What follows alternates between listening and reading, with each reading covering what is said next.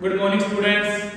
हम उम्मीद करते हैं आप सभी अपने घरों में अच्छे से हैं और आपका फिर से मॉड्यूल एकेडमी के पेज के ऊपर चैनल के ऊपर स्वागत है। नई वीडियो, नई उम्मीद, नई सुबह। पहले तो सभी को मेरी तरफ से सत श्री अकाल, राम राम, नमस्ते। आप शुरू करेंगे आज केमिस्ट्री का first chapter chemical reaction and equations. तो वैसे भी मैं आपको पहले भी बता चुका हूं, हमारे चैनल के साथ जुड़ने के लिए सब्सक्राइब जरूर करें, क्योंकि जब हमारी कोशिश आपके लिए है तो आपकी सपोर्ट हमारे लिए होनी जरूरी है। तो न्यू टीचर हैं हम, आप भी न्यू हमारे लिए, तो अपने साथ रिश्ता क्रिएट करने के लिए हमारे पेज के साथ जरूर जुड़िए। हमारे से वेल एजुकेटेड टीचर हैं, हमारे से ज्यादा एक्सपीरियंस टीचर हैं, तो हम उनसे ही सीख के उनके अंडर ही चल के ये वीडियोस बनाते हैं। और कुछ भी अगर हमारे से गलती होती है तो बच्चे बड़ा भाई समझ के और टीचर्स छोटा भाई समझ के माफ कर दीजिए। Chemical reaction and equations. तो फर्स्ट ऑफ ऑल मैं आज आपको करवाऊंगा सारी रिएक्शंस, 10-12 रिएक्शंस इस चैप्टर के अंदर, और सभी रिएक्शंस बहुत ज्यादा इंपॉर्टेंट है। इनमें से एक रिएक्शन पक्का ही पेपर में आती है। तो रिएक्शंस के अंदर बच्चों पजल नहीं होने वाली बात कोई भी। रिएक्शंस ऑटोमेटिकली आगे की आगे बढ़ती चलती हैं, जैसे वो बचपन में करते हैं कि मिट्टी के घर बनाते हैं, उनके साथ खेलते हैं, कभी बना लेते हैं, कभी तोड़ लेते हैं। तो वैसे ही केमिस्ट्री के अंदर कभी रिएक्शन बन जाती है, कभी टूट जाती है।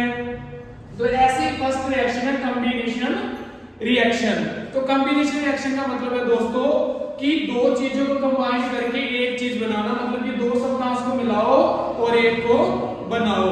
तो देखो the reaction in which two और more substances combine to form a new substance. तो देखिए दो चीज मिलेंगी, दो सब्सटेंस मिलेंगी, एक सब्सटेंस बनाएंगे, तभी तो क्या कॉम्बिनेशन, कंबाइन, जोड़ना। तो जोड़ तो दिया भाई दो को अपन ने, मैग्नीशियम और ऑक्सीजन को जोड़ा, मैग्नीशियम ऑक्साइड बना, कार्बन और ऑक्सीजन को जोड़ा तो कार्बन डाइऑक्साइड बना। दो को जोड़ो एक बनाओ। आगे आगे डीकंपोजिशन, ये सेकंड रिएक्शन है।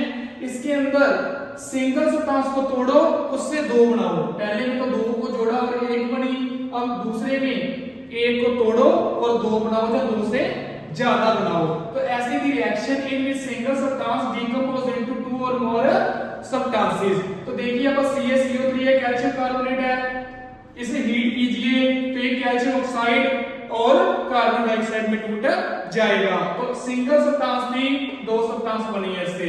आगे चलते हैं, डीकंपोजिशन रिएक्शन के टाइप्स आ जाते हैं बच्चों। तो सबसे पहले इलेक्ट्रिकल डीकंपोजिशन है। इलेक्ट्रिकल डीकंपोजिशन, इलेक्ट्रिकल से समझो कि इलेक्ट्रिक करंट देके तोड़ना है अपन ने। तो इलेक्ट्रिकल डीकंपोजिशन के अंदर एग्जांपल क्या चलेगा, वाटर का एग्जांपल ले लो, 2H2O। इलेक्ट्रिक करंट पास करवाओ 2H2 प्लस O2। तो देखिए अपन ने इलेक्ट्रिक करंट पास करवा के सिंगल सब्सटेंस को दो सब्सटेंस में तोड़ दिया। नेक्स्ट आती है थर्मल डीकंपोजिशन, ये हीट के द्वारा होती है। तो यही एग्जांपल चल सकता है CaCO3 वाला, तो ये होगी थर्मल डीकंपोजिशन। लास्ट है फोटोकेमिकल, इसके अंदर लाइट देके तोड़ना होता है अपन ने। सिंगल सब्सटेंस को लाइट देके अपन दो सब्सटेंस में तोड़ सकते हैं। जैसे एग्जांपल दे सकते हैं 2AgCl,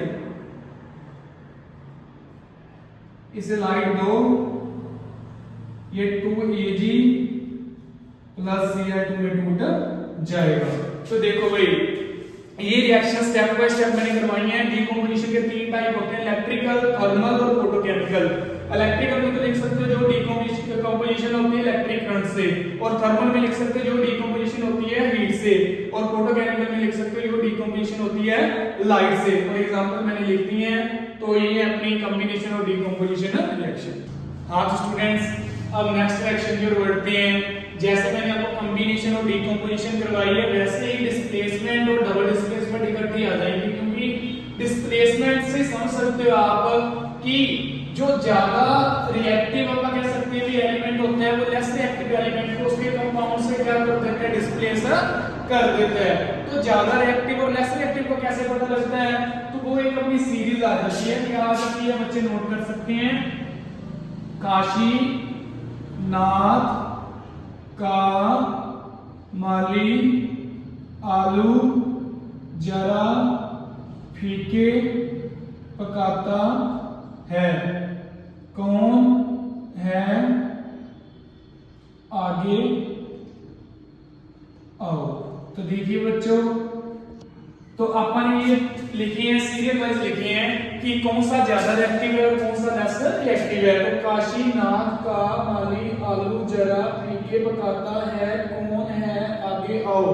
तो ट्रिक क्या याद करने के लिए, तो जो सबसे पहले लिखे वो ज्यादा रिएक्टिव है, जो सबसे लास्ट लिखे वो लेस रिएक्टिव है, और मिडिल वाले मीडियम रिएक्टिव है। ठीक है, तो इससे पता लग जाता है कि ज्यादा रिएक्टिव कौन है। अब देखो Zn प्लस Cu को किया पानी, तो जिंक का जो Zn है वो Cu से पहले आ रहा है, देखो जरा पहले आ रहा है, कौन बाद में आ रहा है। तो फिर Zn ज्यादा रिएक्टिव है तो वो कॉपर सल्फेट को तोड़ देगा और क्या बना लेगा, जिंक सल्फेट। क्यों? क्योंकि जिंक ज्यादा अपन कह सकते हैं रिएक्टिव था कॉपर से, तो इसलिए उसने उसके कंपाउंड से उसे डिस्प्लेस कर दिया और क्या बना लिया, जिंक सल्फेट। तो एक चीज और आ जाती है, कई बार कह रहे थे क्या ये रिएक्शन पॉसिबल है, इसी रिएक्शन को वो ऐसे लिख देते ZnSO4 plus Cu। तो देखो बच्चों कि Zn तो पहले आता है तो ज्यादा रिएक्टिव है और Cu लेस रिएक्टिव है। तो अपन ने इस चीज को नोट करना है कि जो लेस रिएक्टिव है वो हाई रिएक्टिव को अलग कर ही नहीं सकता उसके कंपाउंड से। तो यहाँ पर क्या आ सकता है, नो रिएक्शन। तो इसके अंदर आ जाएगा नो रिएक्शन। तो देखो बच्चों आपने ये जरूर चेक करना है, सीरीज है जो काशीनाथ का पानी आलू जरा फीके पकाता है वाली भी कौन सा ज्यादा रिएक्टिव है और कौन सा लेस है। आगे बढ़ते हैं, डबल डिस्प्लेसमेंट रिएक्शन। इसके अंदर दोनों ही एक्सचेंज कर लेते हैं अपने कंपाउंड्स को या आयंस को। ठीक है, तो दोनों जो कंपाउंड हैं वो अपने आयंस को एक्सचेंज करके 2 न्यू मॉलिक्यूल्स बना लेंगे।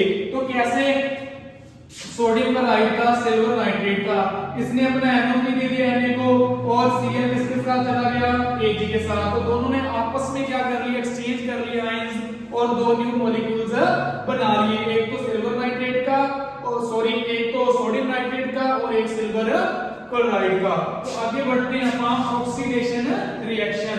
तो ऑक्सीडेशन, ऑक्सी से समझो कि गेन ऑफ ऑक्सीजन और लॉस ऑफ हाइड्रोजन। तो जिसके अंदर ऑक्सीजन का गेन किया जाए और हाइड्रोजन को रिमूव किया जाए वो होती है ऑक्सीडेशन रिएक्शन। जैसे देखो कार्बन ने ऑक्सीजन को गेन किया है तभी क्या बनाया है, कार्बन डाइऑक्साइड। और नेक्स्ट आ जाता है इसका उल्टा, रिडक्शन। तो ऑक्सीडेशन में तो ऑक्सीजन गेन थी और हाइड्रोजन रिमूव थी, पर रिडक्शन के अंदर हाइड्रोजन तो गेन होगी और ऑक्सीजन रिमूव होगी। तो देखिए फिर क्या कर दिया अपने, N2 नाइट्रोजन और हाइड्रोजन को मिलाया, तो दोनों को मिलाने से अमोनिया बना NH3। तो नाइट्रोजन ने क्या गेन की, हाइड्रोजन, तो बन गया ना अमोनिया। तो देखो अपन स्टेप बाय स्टेप चले, सारी रिएक्शंस हो रही हैं अपनी। तो एक चीज और याद रखिए, पेपर में पूछ लेते हैं कि लॉस ऑफ इलेक्ट्रॉन किस रिएक्शन में होता है, ऑक्सीडेशन, और गेन ऑफ इलेक्ट्रॉन किस में होता है, रिडक्शन। तो यहाँ पे मैं लिख देता हूं कि इसके अंदर रिडक्शन के अंदर गेन ऑफ इलेक्ट्रॉन्स होता है, गेन ऑफ इलेक्ट्रॉन्स। तो बाकी रिएक्शंस करेंगे हम नेक्स्ट वीडियो में। आज के लिए ये 6 रिएक्शंस हैं, 6 रिएक्शंस को अपनी कॉपी के ऊपर भी नोट कर लो और इन्हें अच्छे से समझ भी लो। मैंने स्टेप बाय स्टेप एग्जांपल के साथ आपको समझाया है। थैंक यू स्टूडेंट्स, हमारे साथ जुड़े रहें और पेज को जरूर सब्सक्राइब करें।